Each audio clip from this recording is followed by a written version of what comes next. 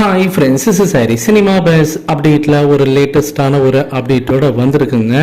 So Rajini sir எப்போதுமே பார்த்தீங்கன்னாக்கா ஒரு புது படைப்பு வரும்போது அந்த படம் நல்லா இருக்குன்ற பட்சத்தில் அவர் மனசில் வந்து அது நல்லா இருக்குது அப்படின்னு தோணுச்சுனாக்கா உடனே அந்த படத்தை வந்து அங்கீகரிப்பார். அதை உடனே பார்த்தீங்கன்னா அக்னாலஜ் பண்ணுவார் சோஷியல் மீடியாவில். அந்த படத்தோட டீமுக்கு கால் பண்ணி பேசுவார்.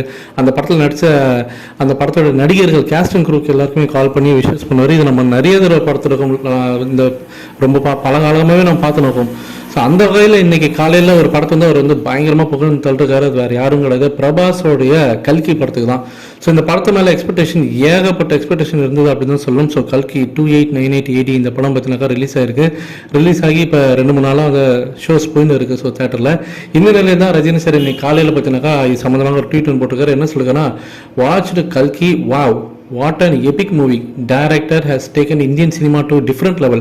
Hearty congratulations to my dear friend அப்படின்னு சொல்லிட்டு நிறைய பேரை பார்த்தீங்கன்னா டேக் பண்ணிருக்காரு. கமலஹாசன், அமிதாப் பச்சன், அப்புறமேட்டா பிரபாஸ், தீபிகா படுகோன்னு சொல்லிட்டு எல்லாருமே வந்து பார்த்தீங்கன்னா டேக் பண்ணிட்டு அப்புறம் அந்த டீமுக்கும் வாழ்த்துக்கள் சொல்லியிருக்காரு.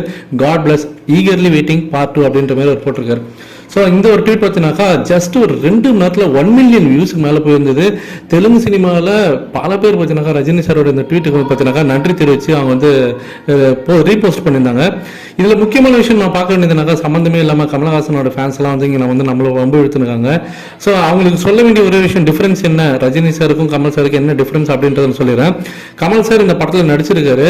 அப்படி இருந்துமே கூட ஒரு 3 நாளைக்கு முன்னாடி இந்த படத்துக்கான அஃபிஷியல் போஸ்டர் அவர் ரிலீஸ் பண்ணி இன்னும் இந்த படம் ரிலீஸ் ஆக போகுது அப்படின்ற மாதிரி அவர் வந்து ப்ரொமோஷன் பண்ணியிருந்தாரு. அந்த ஒரு போஸ்ட் பார்த்தீங்கன்னாக்கா இது வரைக்குமே இன்னும் 1 மில்லியன் வியூஸ் தொடரல. 3 நாளைக்கு மேலே அது அனாமத்தா கிடக்குது. ரஜினி சார் இன்னைக்கு காலையில் தான் அந்த போஸ்ட் போட்டு வாழ்த்துக்கள் சொன்னார். ஜஸ்ட் 2 மணி நேரத்தில் 1 மில்லியன் வியூஸ் மேலே போயிடுச்சு. இதுதான் ரஜினி சாரோட பவர், இதுதான் அவருடைய ஸ்டார்டம் நான் சொல்லுவேன். உடனே சினிமாவில் யார் வேணாலும் பண்ணலாம், அரசியலில் நாங்கள் தான் போகலாம் வரலாம் அப்படின்னு சொல்லிட்டு ஓவராக பேச ஆரம்பிச்சிட்டாங்க கமலஹாசனோட ஃபேன்ஸ் எல்லாம். ஸோ அவங்களுக்குலாம் பார்த்தினாக்கா நம்ம வந்து வாயால் சொல்லியோ எல்லாம் புரிய வைக்க முடியாது. அவங்களுக்குலாம் இந்த ஃபோட்டோ தான் காட்டணும். ரஜினி சாரோடைய ஆளுமை எந்த அளவுக்கு அரசியல் இருந்திருக்கு நமக்கு தெரியும். ஸோ தமிழ்நாட்டில் 1996 அவருடைய ஆளுமை எப்படி இருக்குன்னு நம்ம பார்த்துருக்கோம். ஸோ ஆந்திராவில் பார்த்தினாக்கா இப்போ 2024 எலெக்ஷன்ஸில் அவருடைய பங்களிப்பு எந்த அளவுக்கு இருந்திருக்கு தெரியும். அவருக்கு எந்த அளவுக்கு சந்திரபாபு நாயுடு அவர்கள் அவருடைய அந்த பதவியேற்பு விழா வரைக்கும் எந்த அளவுக்கு ஒரு முக்கியத்துவம் கொடுத்தாருன்றதெல்லாம் நம்ம பார்த்து தான் இருந்தோம். ஸோ இவங்களுக்கு அதெல்லாம் புரியவே புரியாது நான் சொல்லுவேன். இதை பற்றி உங்களுடைய கருத்துக்கள் என்ன அப்படின்றத மறக்காம கீழே சொல்லுங்க ஃப்ரெண்ட்ஸ்.